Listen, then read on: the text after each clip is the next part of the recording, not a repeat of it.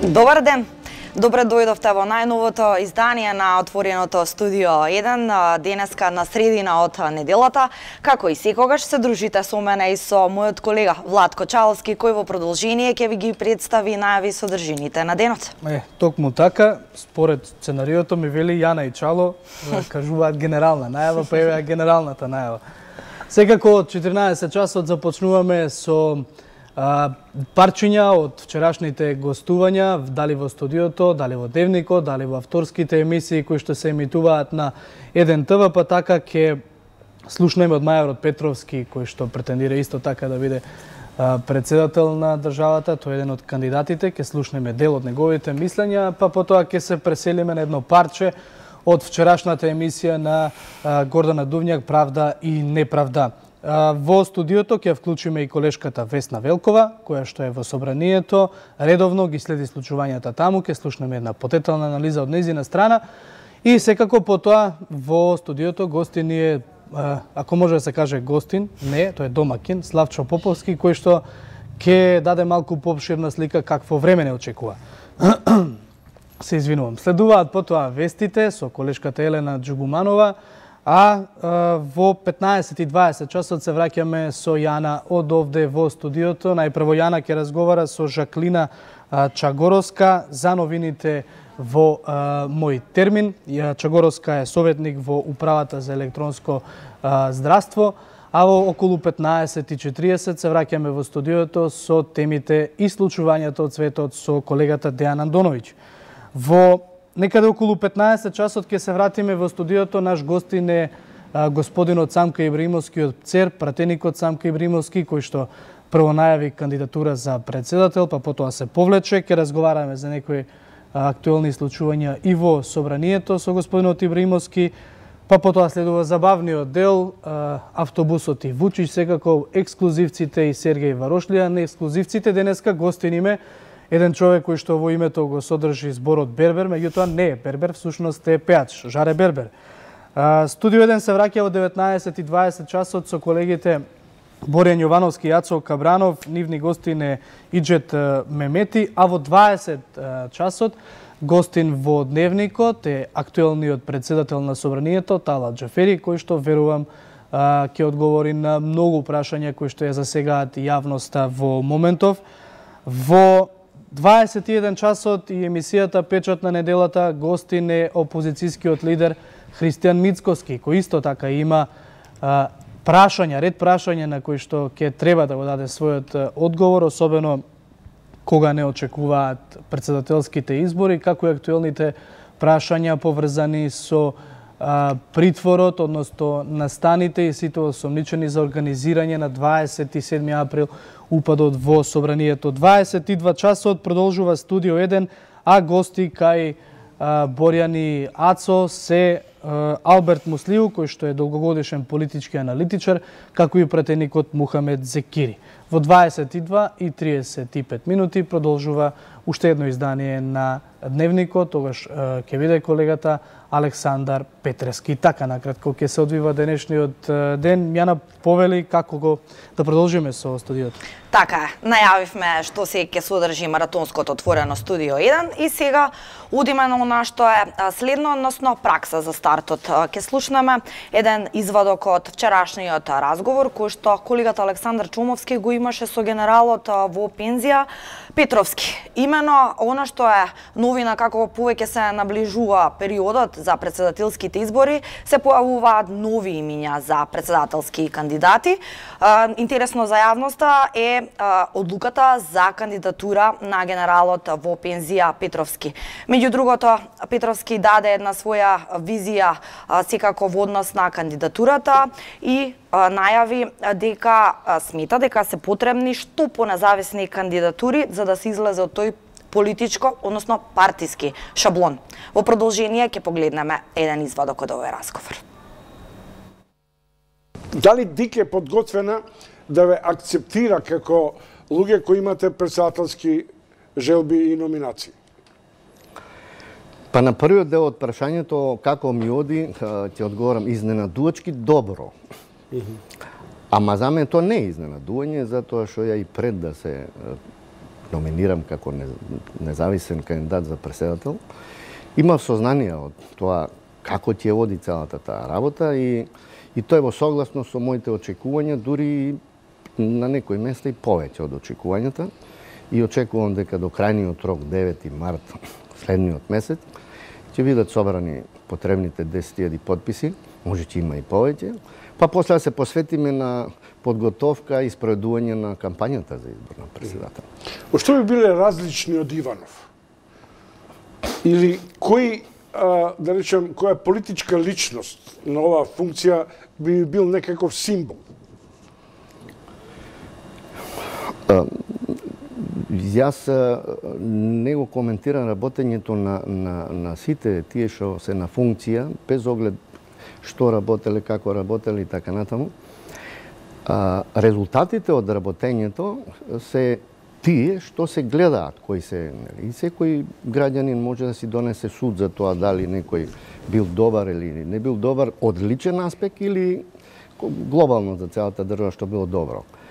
Јас, здравје Боже, доколку бидам председател на Република Северна Македонија, ќе се трудам да бидам председател на сите граѓани од државата и да го штитам уставот и законите такви како што се пропишани.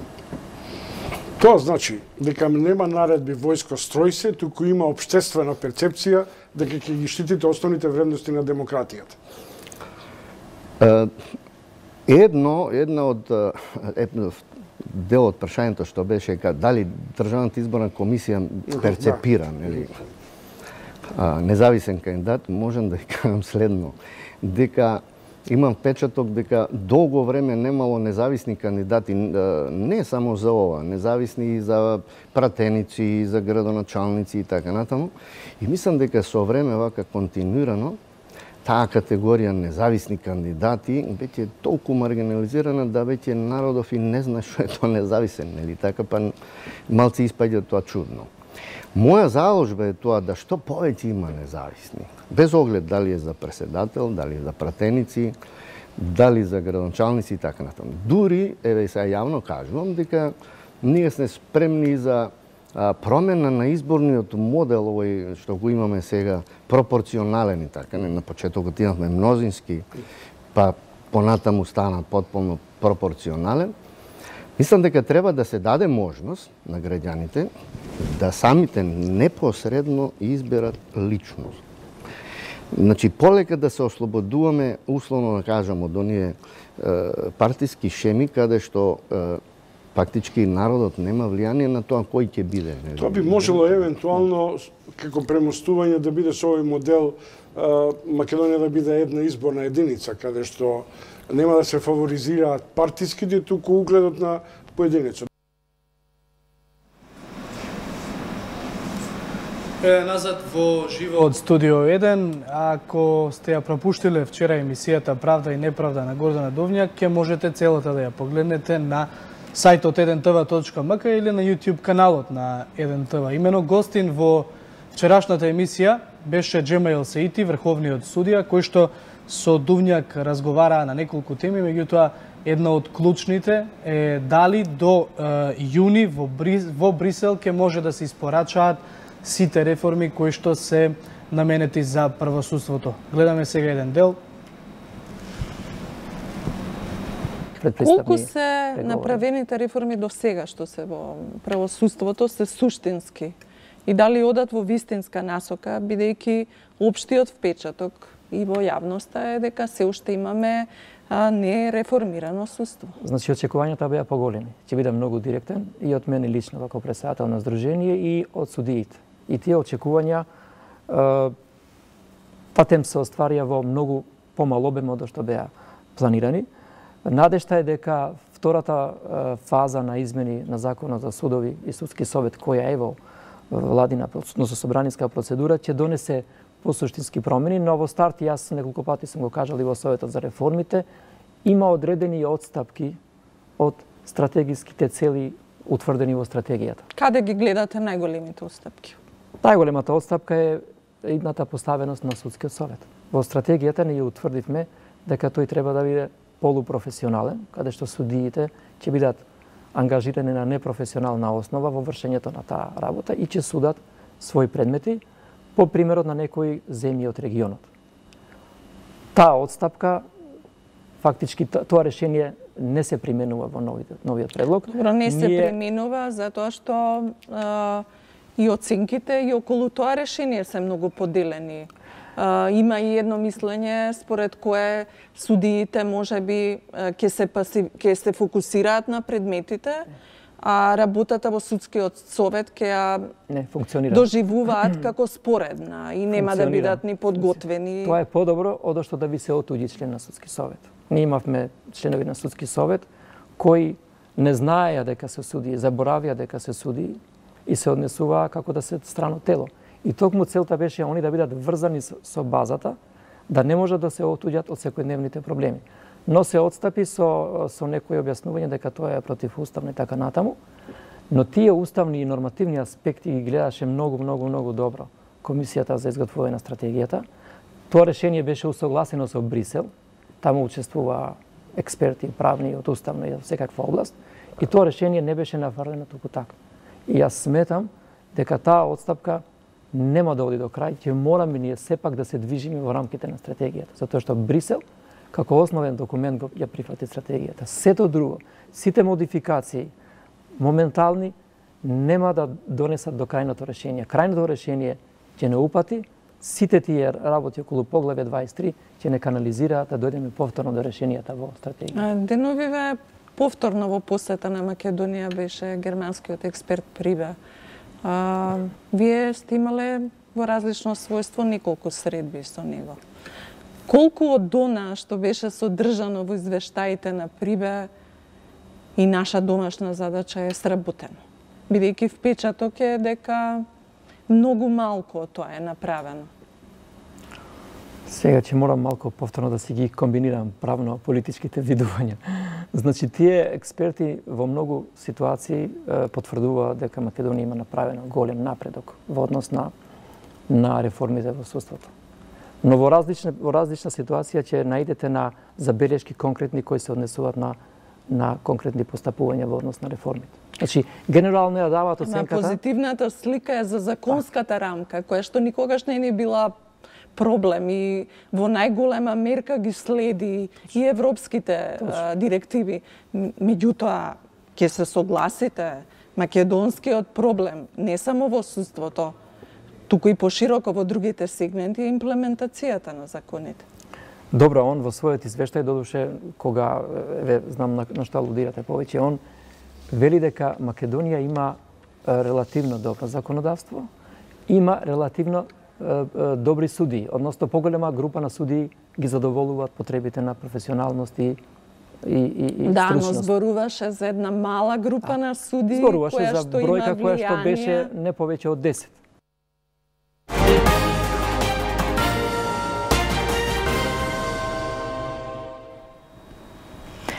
Да, а сега со слика и тон се селиме во законодавниот дом, каде што е, како и секогаш, нашата Весна Вилкова-Тодоровска.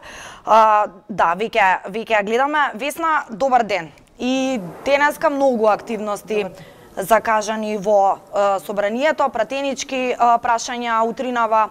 Новинарите имавте брифинг, односно неформална средба и со собранискиот спикер Џафери. Ајде да започнеме со она што е најново, да не должиме ние многу од студиото, повеле. Да, во моментов овде во собранието пратениците се на пауза од 14 до 15 часот, но при тоа тие го одржа институтот пратенички прашања. Во фокусот на опозицијата беше клиничкиот центар под оставката на министерот за внатрешни работи Оливер Спасовски, па така Лилијана Затуровска од ВМРО ДПМН праша зошто овој проект за клиничкиот центар е скап и чини 480 милиони евра наспроти нивните предвидени средства што би биле потрошени за овој клинички центар 120 милиони евра. Таа праша во чии раце ќе завршат парите за ова за ова толку голема разлика. Инаку за Туровска исто така го повика министерот за внатрешни работи Спасовски да си поднесе оставка, бидејќи како што рече да ја прекрати агонијата, граѓаните да го знаат како најнеуспешен министер кој наместо мирот го вратил немирот на улиците. Сепак тука да ја слушнеме за Туровска. Како можете вие да манипулирате со сума од 480 милиони евра, кога немате донесено финансиски план за изградбата на овој капитален проект? Врз основа на што ја базирате сумата на клиничкиот центар?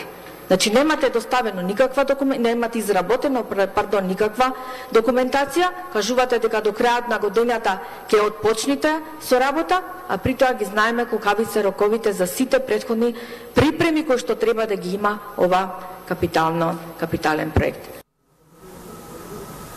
Да, инаку премиерот Зоран Заев во својот одговор рече дека целата физибилити студија е направена и наследена токму од ВМРО ДПМН и дека тие само ја презеле и ја продолжуваат, а се со цел да не бидат потрошени дополнителни средства. Тој рече дека клиничкиот центар ќе започне со својата градба до крајот на годината и нејзината изградба ќе трае 5 години. Потоа ја повика опозицијата да се вклучи во сите стручни комисии за заедно да биде изработен овој клинички центар се со цел нели во интерес на граѓаните. Да го слушнеме овде премиерот Заев.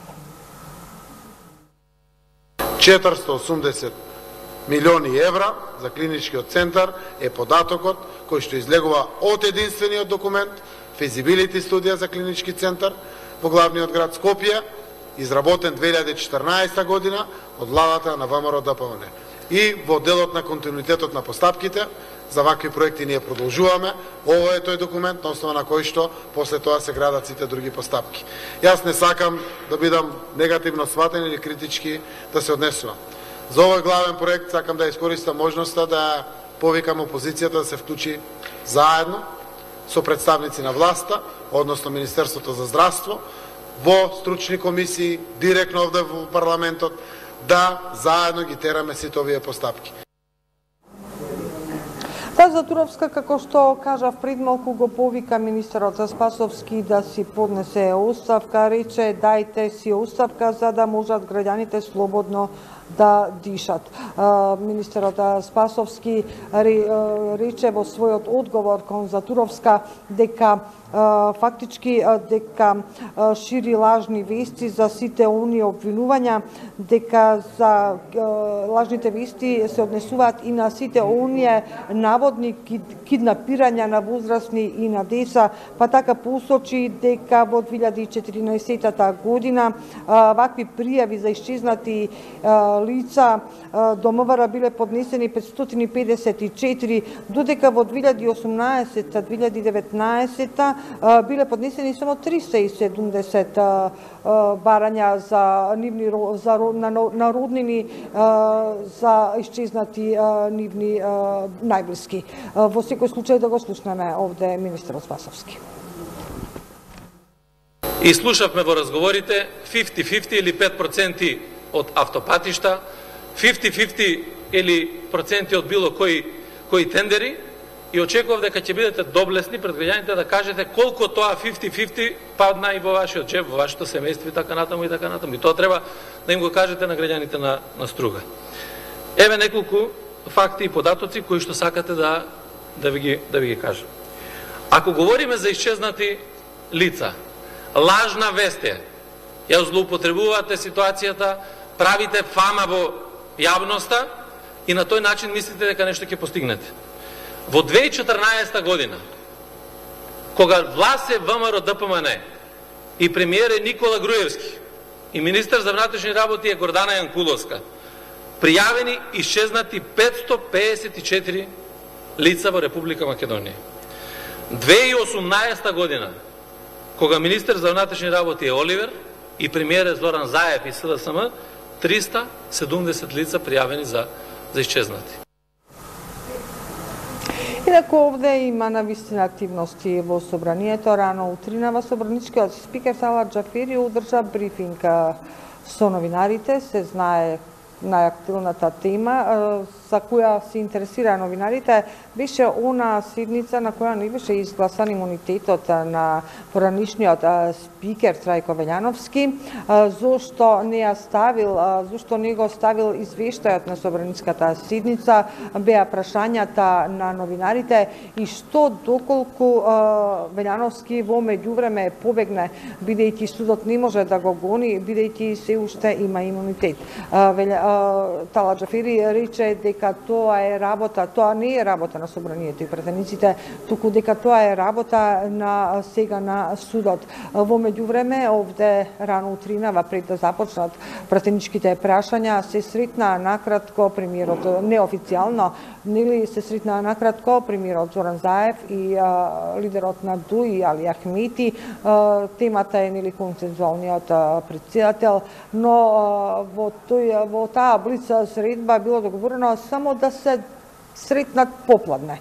Во меѓувреме, најверојатно, премиерот Зоран Заев овде има средба, но со неофицијално, со турска делегација. Студија? Весна, кратко само со ова сюжет твое за крај што ни го соопшти, фактички Заев и Ахмети се договориле за да се договорат попладне за средба. Да. Дали ти делува, еве од брифингот утринава и можеби атмосферата цела во законодавниот дом дека малку се смириле страстите помеѓу пратеничките групи по повод на седница со имунитетот на Трајко Велјановски? Јана, уште вчера ДУИ и СДСМ излегоа со смирувачки тонови дека коалицијата функционира и дека денеска ќе има пратенички прашања, но од друга страна пратеничките прашања денеска ги води потпредседателот на собранието Горан Мисовски и Талат Џафери не ги води. Па сега ќе оставиме јавноста сама да суди. Така. Весна, ти благодариме за овој како и секогаш исцрпен извештај со најновите информации од парламентот. Секако малку и подоцна гледачите ќе имаат можност да ги слушнат и во вестите. Весна кога ќе се јави немаш простор за прашање пошто се е кажано. Така е, се согласувам. Правиме кратка пауза и се враќаме со нашиот Славчо Поповски.